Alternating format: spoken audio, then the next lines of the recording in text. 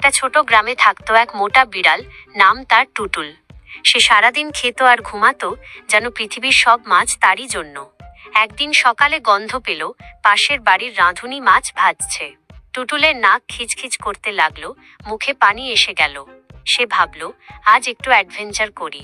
চুপি চুপি জানালার পাশে গিয়ে দাঁড়াল। রাঁধুনি ফোনে কথা বলতে বলতে মাছ উল্টাতে ভুলে গেল।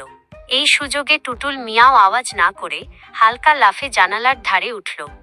একটা, দুইটা, তিনটা, মোটে তিনটা মাছ মুখে পুরে ফেলল।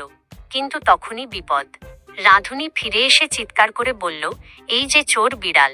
টুটুল ভয় পেয়ে দৌড় দিল, কিন্তু মুখে তিনটা মাছ থাকায় কথা বলতে বা দৌড়াতে পারছিল না ঠিকভাবে। একটা মাছ পড়ল পুকুরে, একটা উঠোনে, আর একটা মুখে রেখেই গাছে উঠল টুটুল।